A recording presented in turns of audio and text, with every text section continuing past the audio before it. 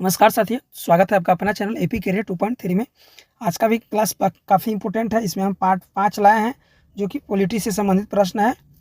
और जो भी साथी आरआरबी ग्रुप डी और यूपी लेखपाल 2025 की तैयारी कर रहे हैं उनके लिए काफ़ी महत्वपूर्ण है और एनसीईआरटी बेस्ट क्वेश्चन है। तो चलिए क्वेश्चन की तरफ चलते हैं।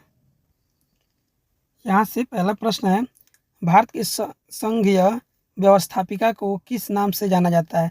ये आपके जो है संघ से प्रश्न, इसमें संसद से संबंधित ज़्यादा प्रश्न इसमें देखने को मिलेगा। भारतीय संसद से जो कि अभी बहुत बारे प्रश्न पूछे जा चुके हैं, वो भी प्रश्न इसमें आने वाले हैं।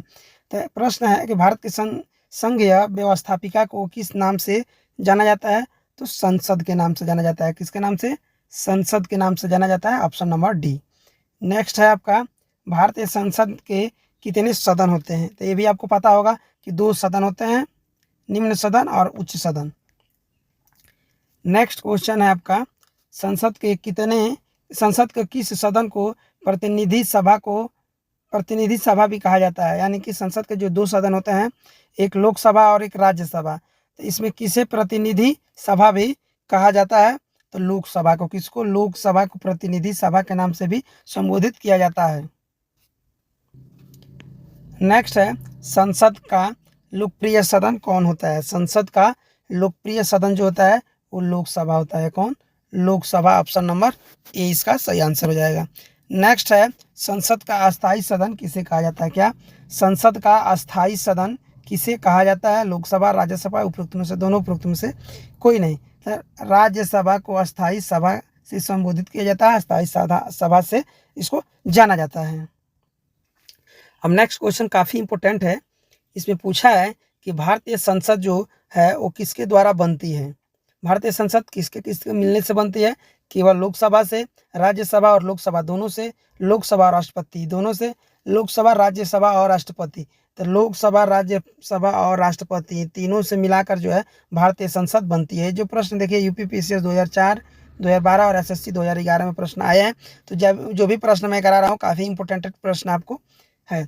नेक्स्ट है, निम्नलिखित में से कौन सा एक प्रावधान भारतीय संविधान के अंतर्गत संसद के सदस्य के विशेष अधिकार तथा उन्मुक्तियों को निर्धारित करता है। वो आपको अनुच्छेद बताना है कि जो संसद के अंदर जो सदस्य होंगे उनको एक विशेषाधिकार भी मिलेगा और उन्मुक्तियों के भी निर्धारित करता है।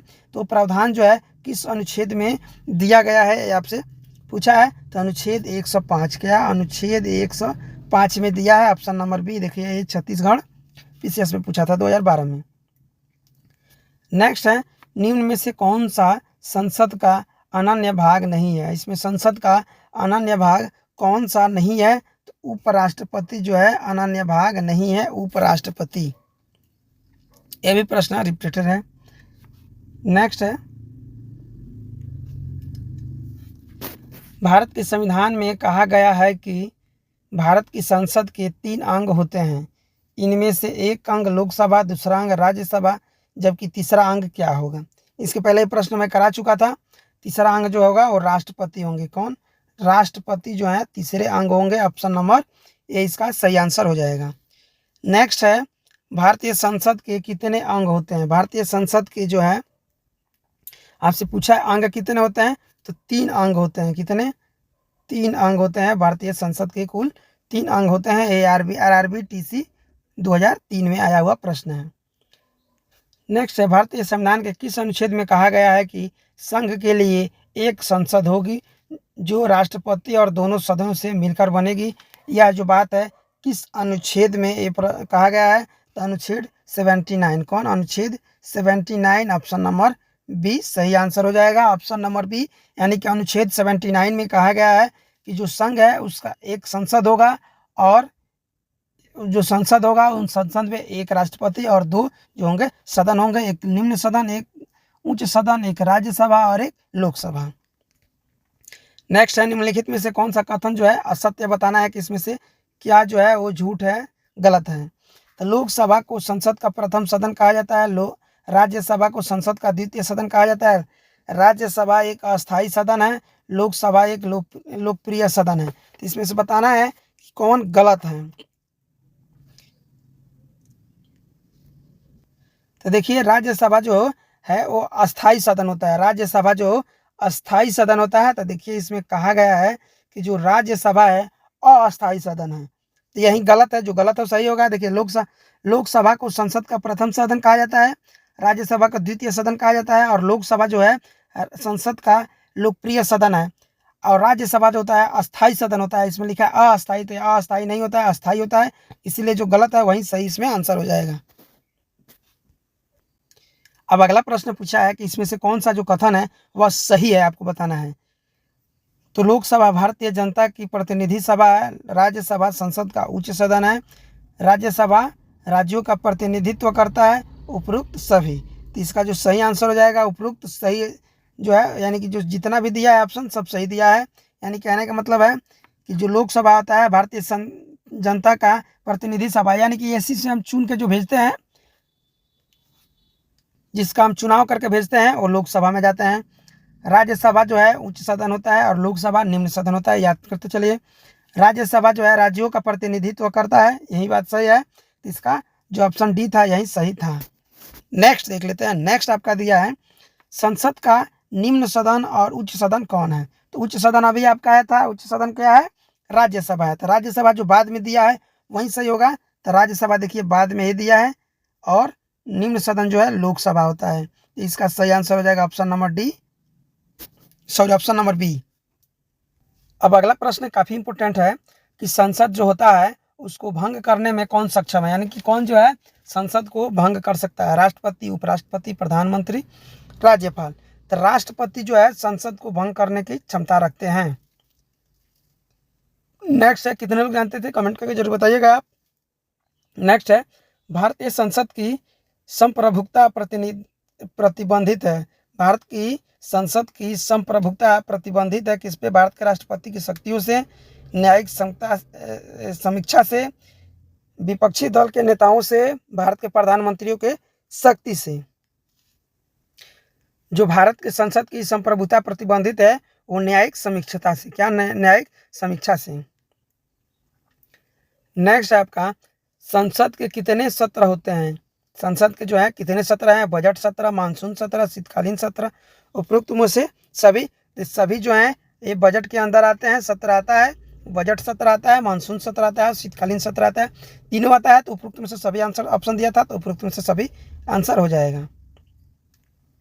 नेक्स्ट है, संसद के दोनों क्रमिक अधिवेशनों के बीच अधिकतम कितने समय अंतराल की अनुमति है। ये प्रश्न काफ़ी इंपॉर्टेंट है, क्योंकि देखिए बीपीएससी 94, आरआरबी, एएसएम, जीजी 2002, 2006 और एसएससी 2004 में बहुत बारे प्रश्न रिप्रेशन है। तो संसद के दो क्रमिक अधिवेशनों के बीच अधिकतम कितने समय अंतराल की अनुमति जो है वो आपसे है, तो 6 माह तक। कितना, 6 माह तक। ऑप्शन नंबर 20 का सही आंसर हो जाएगा। नेक्स्ट है, संसद के दोनों सदनों का संयुक्त अधिवेशन आयोजित होता है, किसके कहने पे ये होगा, भारत के राष्ट्रपति के निर्वाचन के लिए। तो कब होंगे, भारत के राष्ट्रपति के निर्वाचन के लिए, उपराष्ट्रपति के निर्वाचन के लिए, संविधान के संशोधन से संबंधित विधेयक के पारित होने के लिए, एक ऐसे विधेयक पर विचार करने और उसके पारित करने के लिए जिस पर दोनों सदनों में मतभेद हो। तो देखिए इसका जो सही आंसर हो जाएगा वो ऑप्शन नंबर जो 4 है, केवल 4 यही सही होगा, कि जब दोनों सदनों के बीच जो मतभेद होगा उस समय संयुक्त जो अधिवेशन के आयोजित होगा, दोनों लोग बैठेंगे, राष्ट्रपति भी रहेंगे। तो केवल ऑप्शन नंबर 4 इसका सही आंसर हो जाएगा। नेक्स्ट है, भारतीय संसद के दोनों सदनों की संयुक्त बैठक किस संबंध में होती है। संसदीय संविधान संशोधन विधेयक के लिए, वित्त विधेयक के लिए, साधारण विधेयक के लिए, भारत के उपराष्ट्रपति के निर्वाचन के लिए। तो ये होंगे साधारण विधेयक के लिए, किसमें, साधारण विधेयक के लिए। ऑप्शन नंबर सी इसका सही आंसर हो जाएगा। नेक्स्ट है, साधारण विधेयक से संबंधित गतिरोध को दूर करने के लिए संसद के दोनों सदनों का संयुक्त बैठक कौन बुला सकता है। ये भी एसएससी 1999 में पूछा है कि जब साधारण विधेयक होंगे तो उस गतिरोध को रोकने के लिए संसद के दोनों सदनों के संयुक्त जो बैठक होगा उसको कौन बुला सकता है, तो केवल और केवल राष्ट्रपति। याद रखिएगा, केवल और केवल राष्ट्रपति। नेक्स्ट है, लोकसभा व राज्यसभा की संयुक्त बैठक कब होती है।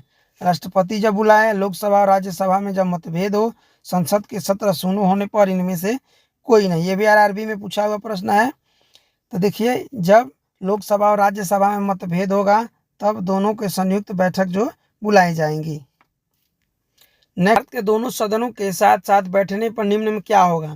भारत के उपराष्ट्रपति का चुनाव होगा, भारतीय संविधान संशोधन बिल को स्वीकार करना होगा, एक बिल जिस पर दोनों सदन सहमत न हो उस पर विचार करना और पास होना, भारत के राष्ट्रपति का चुनाव होना। तो इसमें जो है देखिए आरआरबी एएसएम में पूछा हुआ है 2005 में, तो इसमें ऑप्शन नंबर जो सी दिया है, एक बिल जिस पे दोनों जो सदन जो है सहमत नहीं है उस पर विचार करना और पास करना, ऑप्शन नंबर सी इसका सही आंसर हो जाएगा।